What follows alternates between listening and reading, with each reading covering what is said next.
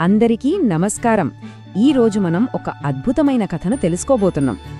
ఇది కేవలం పిల్లలకే కాదు సుమా, మనందరికీ ఎంతో స్ఫూర్తినిచ్చే ఒక అందమైన కథ. సర్లే, ఆలస్యం చేయకుండా అసలొక మంచి విద్యార్థికి ఉండాల్సిన అసలైన లక్షణమేంటో ఈ కథ ద్వారా తెలుసుకుందాం. ముందుగా ఒక చిన్న ప్రశ్నతో మొదలు పెడతాం.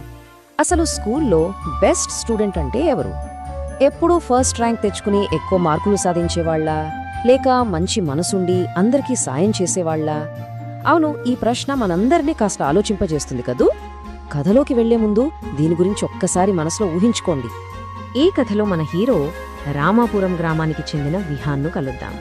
తెలంగాణలోని ఒక అందమైన ప్రశాంతమైన పల్లెటూరు రామాపురం. అక్కడే మన విహాన్ ఉంటాడు.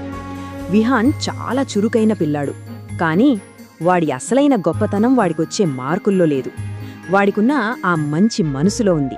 అవును, తన చుట్టూ ఉన్న వాళ్ల గురించి, తన ఊరి గురించి నిరంతరం ఆలోచించే ఒక ప్రత్యేకమైన కుర్రాడు మన విహాన్. మరి విహాన్ను అందరూ క్లీనప్ హీరో అని ఎందుకంటారో చూద్దామా? ఒకరోజు ఉదయం విహాన్ ఎప్పట్లాగే బడికి వెళ్తున్నాడు. దారిలో రోడ్డు మీద కొంత చెత్త పడి ఉండడం చూశాడు. మామూలుగా అయితే ఇలాంటివి చూసినప్పుడు ఏం చేస్తాం?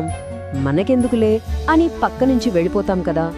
దారిలో వెళ్లే చాలామంది అలాగే వెళ్ళిపోయారు. కాని విహాన్ అలా చేయలేదు. ఆగి తన చేతులతో ఆ చెత్తను తీసుకెళ్లి డస్ట్బిన్లో వేశాడు. చూడ్డానికి ఇది చాలా చిన్న పని అనిపించొచ్చు, కాని అది ఆ కుర్రాడికున్న బాధ్యతను చూపిస్తుంది. సరిగ్గా అదే సమయానికి విహాన్ ఫ్రెండ్ రాహుల్ అక్కడే ఉన్నాడు. వాడే ఇది చూసి ఆశ్చర్యంగా, అరే విహాన్, ఆ చెత్తెత్తడం మన పని కాదు కదరా అని అడిగాడు. చూసారా, మన సమాజంలో చాలామంది ఆలోచన విధానం ఇలాగే ఉంటుంది. మనకి సంబంధం లేని పని మనం ఎందుకు చెయ్యాలి అని అనుకుంటారు. కాని దానికి విహాన్ ఇచ్చిన ఆన్సర్ వింటే మీరు నిజంగా ఆశ్చర్యపోతారు. నవ్వుతూ ఏమన్నాడంటే, మన ఊరు శుభ్రంగా ఉండాలి అంటే ఎవరో ఒకరు ముందుగా మొదలు పెట్టాలి కదరా అని అన్నాడు. ఎంత గొప్ప మాట కదా ఇది! ఒక మార్పు రావాలంటే వేరెవరో వస్తారని ఎదురు చూడకూడదు. ఆ మార్పు మనతోనే మొదలవ్వాలన్నదే ఇక్కడి అసలైన పాయింట్. ఇప్పుడు మనం విహాన్ క్లాస్ రూంలోకి వెళ్దాం. అక్కడ టీచర్ గారు అడిగిన ఒక ముఖ్యమైన ప్రశ్న ఏంటో విందాం. మరుసటి రోజు క్లాస్లో పాఠం చెబుతూ టీచర్ గారు ఒక ఆసక్తికరమైన ప్రశ్న వేశారు. పిల్లలు, సమాజానికి మంచి చేసే విద్యార్థి అంటే ఎవరు అని. ఈ ప్రశ్న వినగానే క్లాస్లో ఉన్న పిల్లలందరూ ఎంత ఉత్సాహంగా ఏమని ఆన్సర్ ఇచ్చి ఉంటారో ఒక్కసారి ఊహించండి. ఇప్పుడు మనం గమనించాల్సిన ఒక ఆసక్తికరమైన విషయం ఏమిటంటే, పిల్లలందరూ టక్కున క్లాస్లో ఎప్పుడూ ఫస్ట్ ర్యాంక్ తెచ్చుకునేవాళ్లే మంచి విద్యార్థులు అని సమాధానం చెప్పారు. కాని టీచర్ గారి సమాధానం మాత్రం పూర్తిగా వేరు. సమాజం గురించి ఎవరైతే ఆలోచిస్తారో వాళ్లే నిజమైన విద్యార్థులు అని టీచర్ ఉద్దేశం. చదువుకి, సామాజిక బాధ్యతకి మధ్య ఉన్న ఆ తేడాను ఇది చాలా స్పష్టంగా చూపిస్తోంది కదూ. ఆ తర్వాత టీచర్ గారు విహాన్ వైపు చూస్తూ ఈ అద్భుతమైన మాట చెప్పారు. మంచి మార్కులు తెచ్చుకునేవాడు కేవలం మంచి విద్యార్థి మాత్రమే కావచ్చు, కాని తన చుట్టూ ఉన్న సమాజం గురించి ఆలోచించేవాడే గొప్ప విద్యార్థి. నిజంగా అద్భుతమైన ఆలోచన ఇది. కేవలం పుస్తకాల్లో ఉన్నవి బట్టి పట్టడం కాదు, మన చుట్టూ ఉన్న లోకాన్ని అర్థం చేసుకోవడమే అసలైన విద్య అని ఈ మాటలు బలంగా చెబుతున్నాయి. ఆ తర్వాత ఊళ్ళో ఒక పెద్ద సమస్య వచ్చింది. అదే గ్రామ నీటిని కాపాడటం. కొన్ని రోజుల తర్వాత రామాపురం గ్రామంలో అనుకోకుండా తీవ్రమైన నీటి కొరత ఏర్పడింది. అప్పుడు విహాన్ ఏం చేశాడో తెలుసా?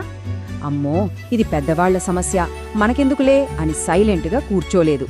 తన స్నేహితులందరినీ ఒక చోట చేర్చి అందరూ కలిసి ఇంటింటికి వెళ్తూ, దయచేసి నీటిని వృధా చెయ్యకండి అని ఒక అవేర్నెస్ క్యాంపెయిన్ మొదలుపెట్టాడు.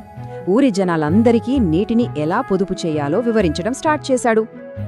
ఇంత చిన్న పిల్లలు ఎంతో బాధ్యతగా ఇలా ఇంటింటికి తిరుగుతూ చెప్పడం చూసి ఊళ్ళో ఉన్న ఒక పెద్దాయన ఆశ్చర్యపోయాడు. నువ్వు చాలా చిన్నోడివి కదా బాబూ, నీకు ఇవన్నీ ఎందుకు చెప్పు అని అడిగాడు. సాధారణంగా పిల్లలు ఇలాంటి పనులు చేస్తే పెద్దవాళ్లకు వచ్చే సహజమైన సందేహమే కదా ఇది. దానికి మన విహాన్ ఎంతో వినయంగా కాని చాలా గొప్పగా సమాధానమిచ్చాడు. మేము చదివే చదువు కేవలం మాకోసం మాత్రమే కాదు తాతయ్య, ఈ సమాజం కోసం కూడా అని. ఆ మాట వినగానే నిజంగా ఎవరికైనా రోమాలు నిక్కబొడుచుకోవాల్సిందే. మనం నేర్చుకునే విద్య కేవలం మన ఉద్యోగాల కోసం మాత్రమే కాదు, అది నలుగురికి ఉపయోగపడాలి అనే సత్యాన్ని ఆ చిన్నపిల్లాడు ఎంత బాగా అర్థం చేసుకున్నాడో చూడండి.